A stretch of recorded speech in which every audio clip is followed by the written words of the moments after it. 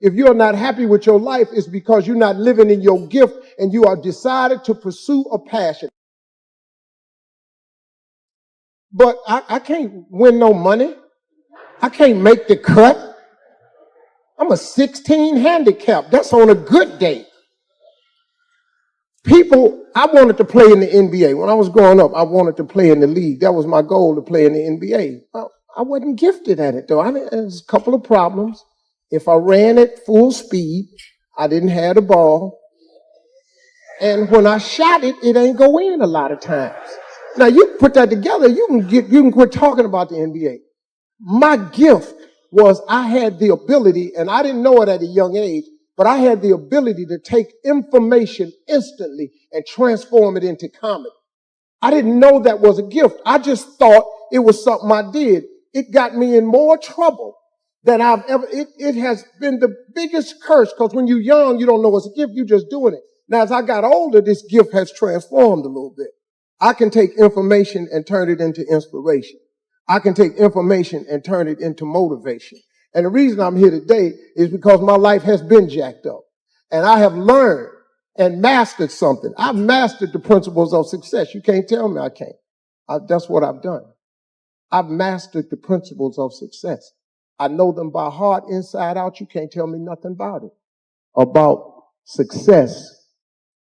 I cannot help but intertwine faith in there. So if you don't really care for the faith piece, you ain't gonna really care for me.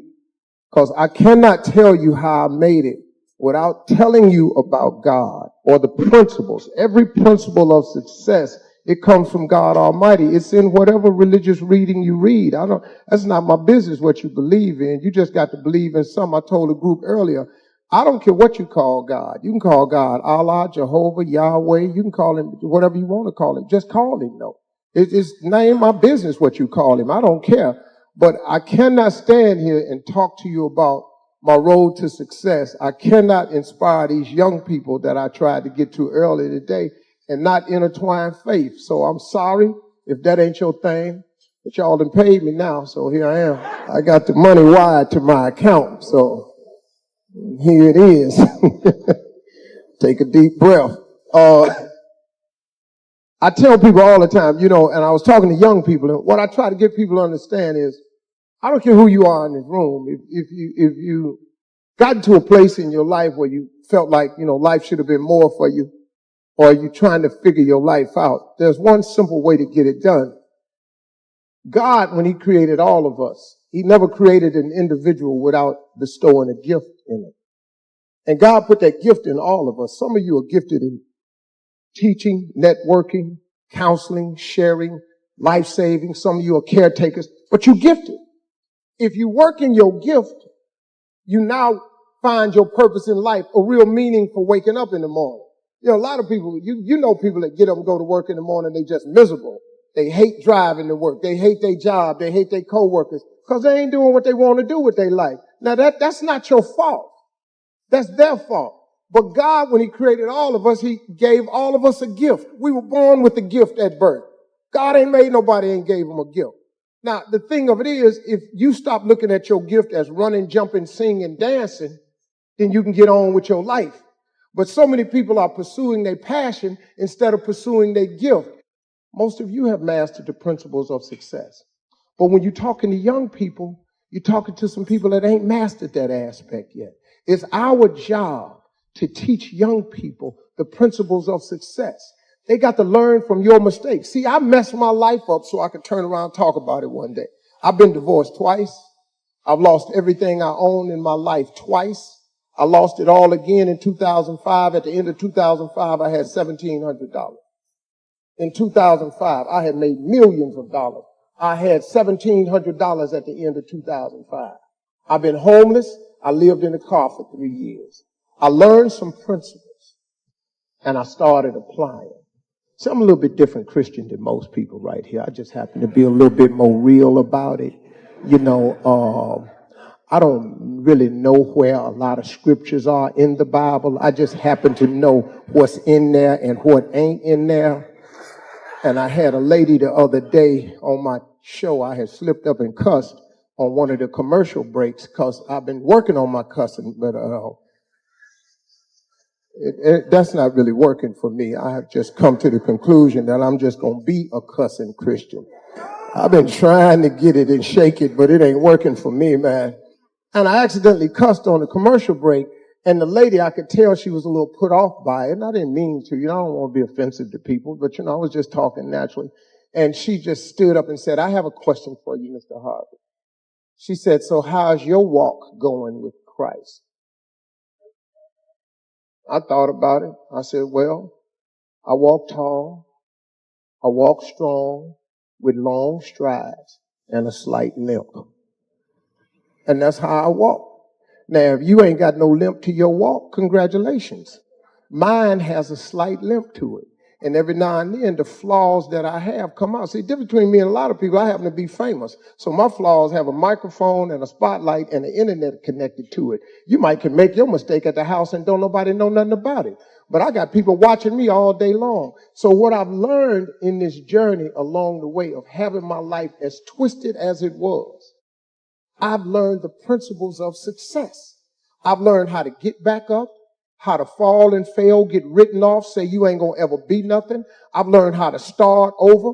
I've learned how to take one heap of all my winnings and risk it on one turn or pitch and toss, lose and start again at my beginnings and never once breathe a word about my loss. Yeah, I've learned stuff like that. That's Rudyard Kipling, in case you didn't recognize that little poem. I stole that. That's when I was paying a little bit of attention in college. I didn't get the degree, but I was listening just a little bit. And when I talk to you, I try to get people to identify with these principles. The greatest thing that you could do in your life, I told the kids earlier, we're at a college institute, so it kind of trips people out a little bit when I say this. And I tell them how important it is to get your education, yada, yada, yada, because we're at a college, that's what I got to say. But then I turn right around and I tell them the truth, though. The most important thing in your life ain't your education. The most important thing in your life is your dream. See, the scripture says a man without a dream or a vision shall perish. Don't say nothing about education. Now, you got to have one if you're going to climb to certain jobs and go into corporate ladder and be in banking and be in finance and all this stuff y'all doing.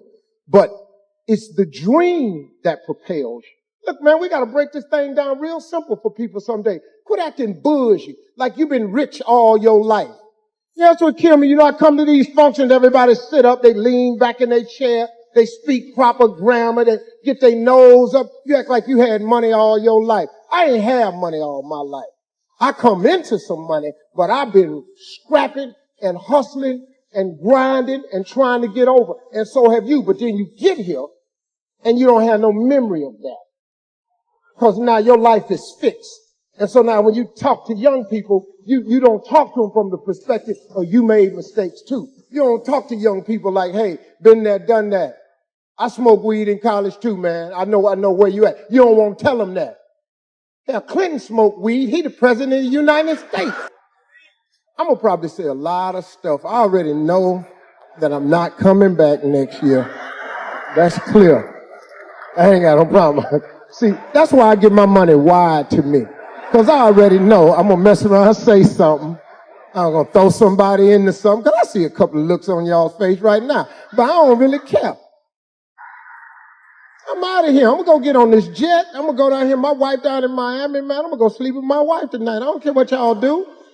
I was telling you about your gift. This is how you save yourself a lot of trouble. Now, this may apply to some adults in this room. Maybe not. Your gift is the thing that you do the absolute best with the least amount of effort. That's your God-given gift. You ain't got to trip on it, wonder about it. It's what you do better than anything else. Now, whether you've chosen to make that your life's work or not, that's your choice. But I got news for you. If you don't ever pursue that, you ain't going to ever be happy. It's some unhappy people in this room today because there's some people in here doing what people expect them to do and doing what was required of them, and they just got locked into it. Now you got bills and a family and you don't really want to pursue your dream. So now you got the job and you just gonna ride it all the way out. There ain't nothing wrong with that. If your job is what you gifted at doing, this man is gonna retire this year. but he's been in the education of young people's minds. He's been shaping young people's minds for 30 years like that. That's what he was gifted to do. If you're sitting up in here and you ain't happy and you in misery, it's because you ain't pursued your gift. And I'm telling them young people over there with them blue shirts on and them striped ties, find out what your gift is and pursue it with everything in you. Because ain't nothing worse than getting a degree and you don't even want it after you get it. Because a degree ain't nothing but a piece of paper hanging on a wall. Now, it signifies that you have the ability to complete a task, but your life is made up of what you do with it. Life is 10% what happens. It's 90% of what you do about it. You got to do something with your life, man, that makes your heart beat in the morning when you wake up. See, people ask me all the time, how you do all these jobs, Steve? Because I like all my jobs. You cut your radio on 240 times a year. I do a 4-hour live radio show. How you do that every morning? Well, the main reason they got a nice check, but other than that, I wake up in the morning, I give people some inspiration, I play music, and I tell jokes. Okay, boom, I like doing that. Then I go to a talk show. I live in Chicago 8 months out the year, 34 weeks. I tape 180 talk shows in Chicago. How you do that every day? Because I love doing it. Then I go to Atlanta. I live in Atlanta, and in 9 weeks, I tape 200 episodes of Family Feud. Man, how you tape all them shows? Once again, they have a check attached to this. But I love what I do. If you cut your TV on, it's obvious that I love what I do. I'm always smiling because God has given me the life of my dreams because I'm living in the gift He gave me. If you live in your gift, man, it changes your life. Do something about your gift. Listen to me. I don't care what job you got now. If it's something that really burns on the inside of you, you ought to go do that. I don't care how old you are. How come you think Kentucky Fried Chicken, how come you think that man on the side, why you think he old? Because his recipe got discovered when he was 68. That ain't the picture of the Colonel when he was 35. But he been frying chicken. You know, he didn't just wake up and start frying chicken. He been frying chicken with this secret recipe for years. It took him a long time for it clicked, but he kept frying chicken, man, till he became the biggest chicken joint in the world. You can't go nowhere and don't see Kentucky Fried Chicken. Now, it ain't real chicken, but when he was living, it was real chicken, though. It really was chicken. It was the actual parts. If you peel that skin off that Kentucky Fried Chicken, you're in for a surprise. It don't look nothing like. But he hit it. When is it too late to hit it? When is it really too late to hit the jackpot? When is it? When you're 60, that's too late. You don't want to be rich then? What, just 65, too late for you to be rich? When is it too late to hit it? Man, put some spark in your life. Have something to wake up about to make your heart beat in the morning. Have a joyous spirit when you wake up in the morning. Here's another principle of success. I'm going to tell you what rich people talk about all the time. You know what rich people talk about all the time? They talk about money all the time. All the principles of success is in the Bible. See, a man is as he thinks. So, what you think, excuse the grammar, but that's what you is. Don't it make better sense? Bad grammar makes better sense sometimes. If a man is as he thinketh, then what you think is what you is. That make real good sense to me. See, yeah, I like to keep it where people remember stuff I say. So rich people, you know what they do? They talk about money. Now, when you talk about money around people, they get tight because they don't want to hear the money. Well, money's not everything, and money can't buy you happiness. They ain't got no money. Money might not buy you happiness, but it park you right in front of happy house. You can get out, ring doorbell, see if happy home. There's nothing wrong with money. People, so many things have been said over the years. When rich people get together, they talk about money. They talk about business all the time. There's nothing wrong with that. See, we go to church and we learn the wrong thing. You know what messed me up, man? When I was little, I went to church in Cleveland, you know, and a preacher would always say, he says, hard for a rich man to get into the kingdom of heaven as it is for a camel to get through the eye of a needle. Now, me and the rest of the ignorant members, we thought that you was trying to take a needle with a sewing thread and push a camel through it. all the people in my church collectively decided they didn't want to be rich because they wanted to go to heaven. I was sitting at 10-year-old. I wasn't really buying into this because I was trying to figure out how I was going to get this camel into this hole. Because I didn't know what they was talking about because I wanted to be rich. Because this poverty I was allergic to it. I itched all the time. I just came from being poor. You know, it just find just be digging in yourself sometimes. Because you're poor. Poverty is uncomfortable. First of the month comes, your whole butt tighten up. You just like somebody squeezing lemon juice down the crack of your behind. Because it's the first of the month. All this stuff is due. Shot. That's your butt. Shot. Just tightening up. Because you ain't got the money. Why would I not want no money? I live in the hood. I want out. I need money to get out. But at my church, they say it's as hard for a rich man to get into the kingdom of heaven as it is for a camel to get through the eye of a needle. So I bought into that. I was about almost 38. I was in Hollywood. I was driving down the street. I ran up into Donnie McCoy. He was coming out of the studio on Sunset. I was in the truck smoking a cigar. I saw Donnie. I said, "Hey, man, what's happening?" He said, "Hey, Steve, man, this was one of the first years I had hosted Celebration of Gospel. And I was going to quit hosting Celebration of Gospel because I didn't like the gospel community because they didn't like me. You know, backstage, they be saying stuff like, I don't know why he is hosting our gospel show. He ain't saved. I don't know what y'all talking about. I'm here for the check. Let's be clear about this. I've been in church my whole life, but, you know, I ain't living no perfect life, and I wasn't, but, you know, that was my life at the time. And I was going to quit, and I was telling Donnie I was thinking about quitting. He said, "Man, why you going to quit?" I was telling him, man, I said, "Man, I'm just confused right now, man." I said, "I don't get it." I said, "Man, I'm thinking about going back to church, man, but, I want to go to heaven, but, man, I'm start making this money, Donnie, and it just don't jive with Christianity." He said, "What you mean?" And I told him what the preacher, that it's hard for a man to get through the kingdom of heaven as it is for a camel through the eye of a needle. So Donnie looked at me a little confused because, you know, he a pastor. And I was just telling him, you know, but I'm trying to find a way to get the camel in the needle. He said, "Steve, that's not what it means." I said, "What does it mean?" He says, in the Middle East, a needle is an arc that is stuck in the sand that looks like a wishbone on a chicken.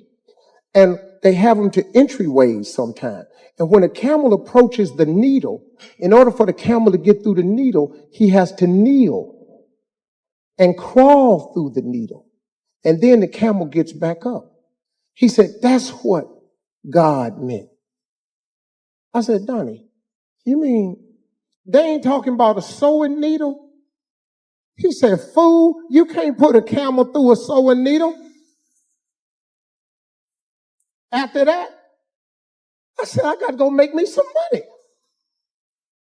I just humble myself before God like I'm going through the needle, and he ought to let me in. But I'm going in with some money, though. I became friends with Oprah Winfrey because of obvious reasons.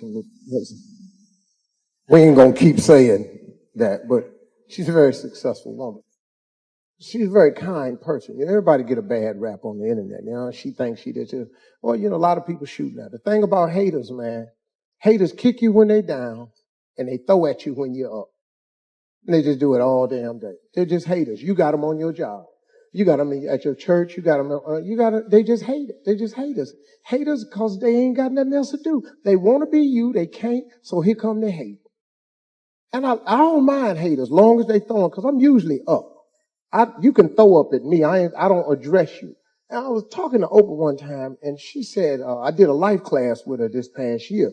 And she said, "Steve, I never knew you had a vision board." She said, "You believe in that?" And this is the first time we had a serious conversation. I said, "Oprah, how am I not going to believe in that?" Every successful person I know has a vision board, or they have their goals written down. You can't do it without writing it down. When you write it down, it's a symbol of faith. See, I was telling the story earlier about writing it down. You know, teacher, we were in the sixth grade and asked us to write on a piece of paper. We came in from summer what you want to be when you grow up. So everybody filled out the paper. You had to put your name on it, had to write this one thing in 1968. So I wrote, I want to be on TV. Because nobody had told me I couldn't. I was 10. My vision was wide open. So I wrote, I want to be on TV. She collected all the papers. She started going around the room, naming everybody's name, had everybody stand up. And she read what they wanted to be. Barbara wanted to be a nurse. Johnny wanted to be a basketball player. Robert wanted to own a gas station. Cindy wanted to be a doctor. She got to me, she waited last. Now, I had never gotten a gold star before. All of my years of school. And she asked me to stand. And when I stood, she said, "Little Stevie, come to the front of the class." Now I'm thinking to myself, this is it. This is the gold star moment. I've been waiting 10 years for this. I ain't never got a star before. This is the day. So I started walking to the front. I'm skinny. I got my brother's clothes on because we were poor. I got up there and she said, "Steve, let me ask you something. What did you write on your paper?" I said, "I want to be on TV." She said, "And why did you write that on your paper?" I said, "Because that was our assignment for today." And then she said, "What you write that on the paper for?" Now I'm thinking to myself, judging by the tone of this conversation, this might not be the gold star moment I thought it was going to be. So I started cowering down. And she said, "So why did you write it on the paper?" And I said, "Because you asked us to." Voices really softened. She said, "Do you know anybody on TV?" I said, "No, ma'am." "Anybody in this school ever been on TV?" I said, "No." "Any of your relatives been on TV?" I said, "No, ma'am." She said, "Take this paper. I'm going to call your mama. When you go home, I'm going to tell her you being a smart aleck in this class. Now you take this paper and you come back with something more believable on it." So she pinned a note on me and I had to go home. My mama was waiting on me because she called the house. So my mother said, "What you doing up at that school being a smart aleck?" I said, "Mama, I just did what the teacher told me to." She read the note. She said, "What you write this on your paper?" I said, "Because the lady asked me what I wanted to be. I want to be on TV." She said, "I'm telling your daddy when you get home." Well, my father was the executioner. My mother was the warden, and he was the executioner. And I knew when he got home, I was going to get my ass whooped. So, excuse me, I'm sorry, that slipped out. I didn't mean to sorry about that. I was going to get my butt whipped. And so when my father came home, she told my father, "Look what Steve wrote on this paper." So he read the paper. He said, "What's going on here?" Said, "Steve up at that school act like a smart ass. That teacher done asked him what he wanted to be, and he done put, 'I want to be on TV.'" My father read the paper. He said, "What's wrong with that?" I started thinking, a reprieve.